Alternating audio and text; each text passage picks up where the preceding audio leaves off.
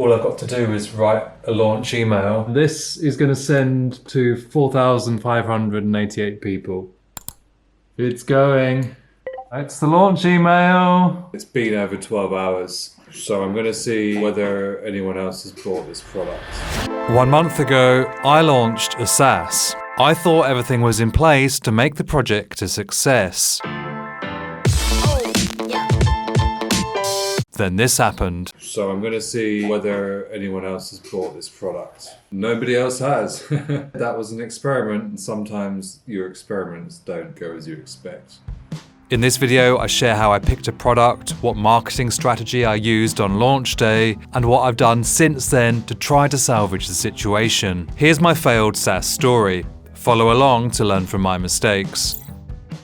If you made $1,000 on your next SaaS launch, how would that feel? Well, that was my success criteria for this project, and if I could reach it, I would get one step closer to earning an independent income online. So what was my plan to make $1,000? Well, my idea was to take a product that I'd seen someone else launch successfully and put my own spin on it. You see, a few months ago, I was thinking about a product made by this indie hacking influencer that for him did phenomenally well. It's what's called a SaaS bootstrap project, a starter project with payments, login, and lots of other functionality for you to add your own custom logic on top of. So my idea was to do something similar, except using my own tech stack and automating a lot more of the setup process to make it as fast as possible for a developer to begin building a web app. I did a quick calculation. If I can sell the product for $50, I'd only need 20 sales in order to reach my $1,000 target. Well, that would be easy, I told myself. I was confident that I could reach people here on YouTube, so while I began building this bootstrap project, which I called Dev Launchpad, I put up a waitlist and linked to it in every single YouTube video I published. I figured that I'd probably need to get about 200 people onto that list. If I could convert just 10% of those to buyers, that would be the 20 sales I needed to reach my target. So as I developed my product and as launch day approached, more and more people got added to my waitlist, and I had a profound sense that I'd cracked this whole online business thing. Well, that wasn't to be the case. 1 month ago on the launch day, I hadn't reached my target of 200 people on my waitlist, only 74. But here's the thing, I had over 4,000 other people on another email list that I'd been growing over the years. So as I drafted the launch email and sent it out, I was still feeling pretty confident.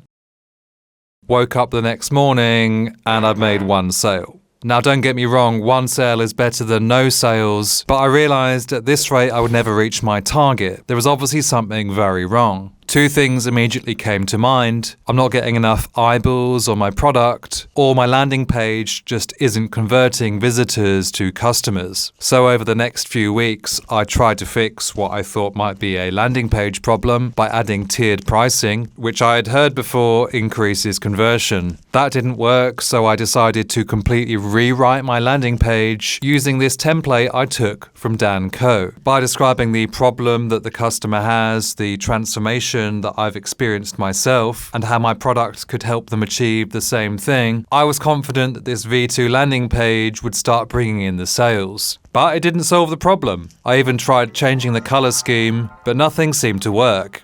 After all this work on trying to improve the conversion of my landing page, I turned to increasing the traffic. Every video I published onto YouTube, I added a link to my Dev Launchpad, and with over 40 videos, I've now driven 3,600 people to my landing page. And I have picked up a couple more sales, 4 sales total, but that's still only a 0.1% conversion rate. At that point, I had to admit to myself that maybe it's not a landing page problem. Maybe it's not a traffic problem. Maybe it's a problem with my product itself.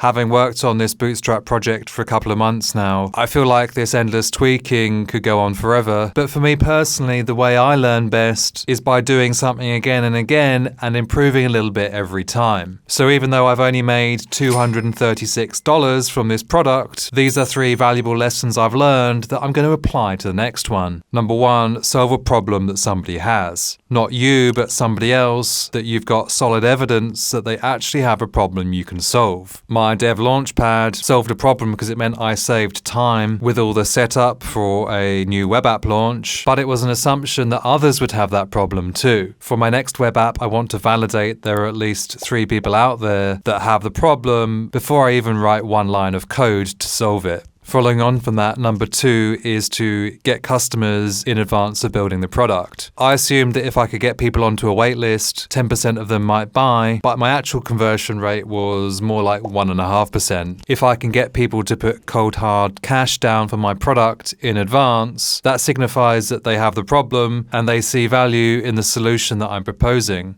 Number 3 is to get feedback from somebody else on my landing page. The landing page is so important because it's the main place where you can communicate the value of your product. I've gone for this particular angle which resonates with me about learning to create an independent income online. But just because that's meaningful for me doesn't mean it will be for visitors to the site. So for my next project, I want to find someone to either help me craft the landing page or at least review it. And considering how much payoff that could have, I'd be willing to pay someone to help me with that. So even though this SaaS launch was a flop, I've still learnt some valuable nuggets of wisdom, which is why rather than feel demoralized, I'm still feeling motivated in a kind of bring it on way. Because I know if I can improve by just 1% after every failure, all I need to do is increase the number of times I take a swing with the bat. It's easy to make the mistake of assuming that your SaaS launch is always going to go to plan. But if you take the approach that each one is a small experiment for you to test what works and what doesn't work, then as long as you keep going, success is going to be inevitable.